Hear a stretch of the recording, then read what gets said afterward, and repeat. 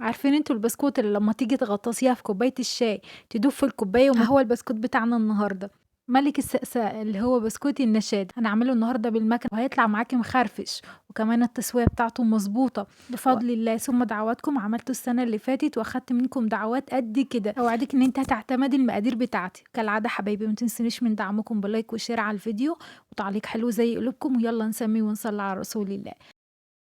اول حاجة كده انا معايا كيلو من الدقيق طبعا واهم حاجة لازم انخله كويس بشيل هنا منه معلقتين كده من معالق الاكل العادية وابتدي ان انا احط بدل المعلقتين دول بحطهم نشا بيخلي معاكي البسكوتة تطلع مقرمشة وفي نفس الوقت بتطلع ماسكة نفسها وطعمها حلو قوي.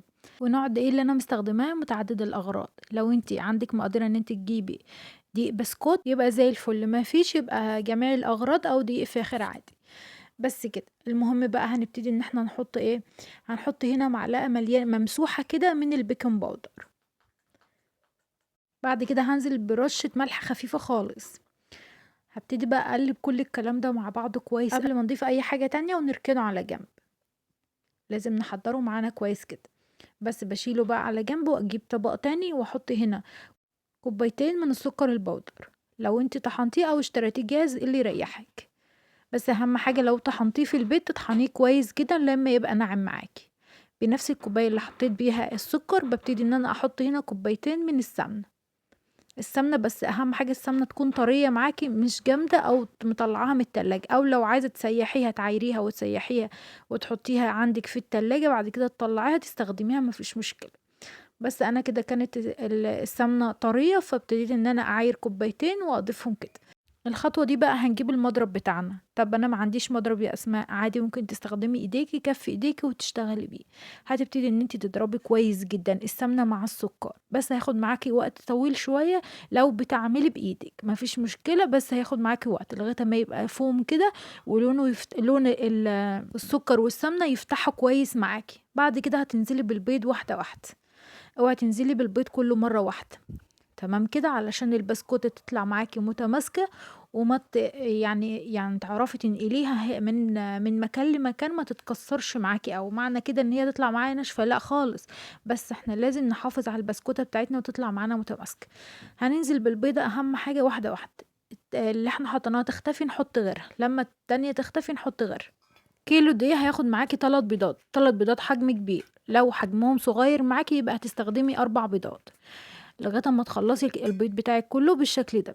هتبتدي بقى هنا انا نزلت هنا بكيس كامل كده من اللي هي فانيليا البرتقال الفانيليا بطعم البرتقال لو انت مش حباها يا اما تحطي كيس فروتي يا اما تحطي فانيليا عادية او اللي هي بتتجمع من عند العطار ريحة البسكوت روايح بسكوت. تمام كده اسانسي بسكوت اسانسي بريحة الموز او اسانسي بريحة البرتقال من عند العطار زي ما تحبي.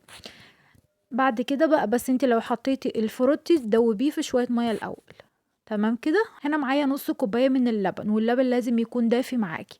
هحط عليه معلقة مليانة من النشادر لازم تكون صابحة وتعمل معاكي فوران اول ما تضيفيها بالشكل ده. لو ما فرتش كده معاكي في اللبن يبقى هي بايظة وما تحطهاش خالص على الخليط بتاعك علشان ما تبوظلكيش البسكوت بتاعك ويطلع معاكي محجر ومش حلو. هنحط هنا ايه نص كوبايه زي ما قلت لكم من اللبن يكون دافي ما يكونش اللي هو سخن ولا هو بارد ونضيف عليه معلقه ممسوحه من النشادر ما تزوديش في النشادر ولا البيكنج باودر زي ما قلت لك المقدار بالظبط علشان ما يطلعش يفرش معاكي في الفرن وما يطلعش الرسمه ثابته عليه. تمام كده هنبتدي بقى نحط هنا كل كمية الدقيق بتاعتنا. وفي المرحلة دي مش عايزاكي بقى ان انتي تقلبي كتير علشان هنا البسكوت ما ياخدش عرق ويحجر معاكي ويبقى معضل.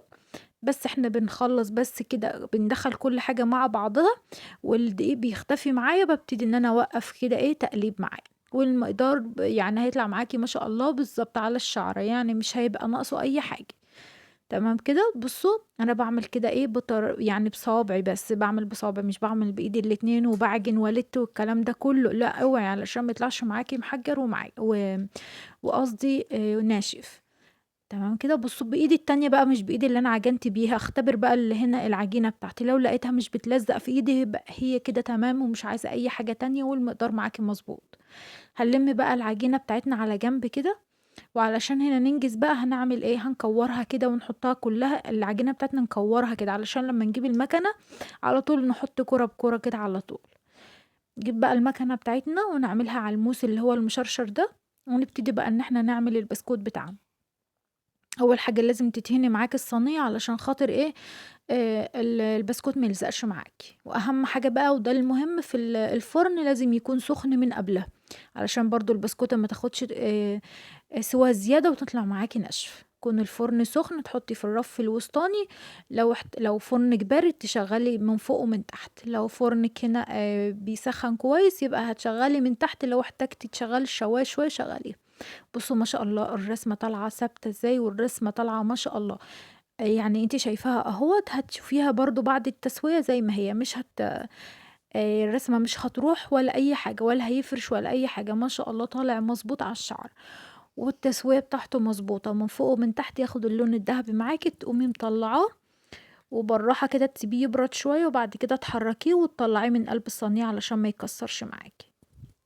بُصّوا ما شاء الله تحفة يا بنات، إن شاء الله المقادير مضبوطة، إن شاء الله هاسيبها لكم في أول تعليق مثبت، ودي مقادير كيلو لو عايزة تزوّدي المقدار بتاعِك يبقى هتضاعفي المقادير دي على 2 كيلو، 3 كيلو زي ما تحبي. بُصّوا ما شاء الله النقشة بتاعته طالعة ثابتة زي ما هي، زي ما دخّلناه زي ما طلّعناه، ولا فرش ولا عمل معانا أي حاجة، مضبوط إن شاء الله وهيطلع معاكِ ممتاز، وهاخد منكم دعوات كتير قد الدنيا إن شاء الله بأمر الله.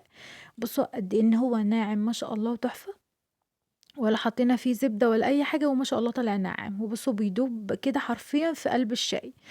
يا رب يكون عجبكم الفيديو، ما تنسوش يا بنات تعملوا share كتير مع أصحابكم، واعملوا متابعة للصفحة، وادعموني بلايكاتكم الحلوة اللي دايمًا بتشجعني، وقولوا لي بقى بتتابعوني منين، وكل سنة وأنتم طيبين، واستنوا بقى كل وصفاتي إن شاء الله العيد، وأشوفكم على خير، مع السلامة.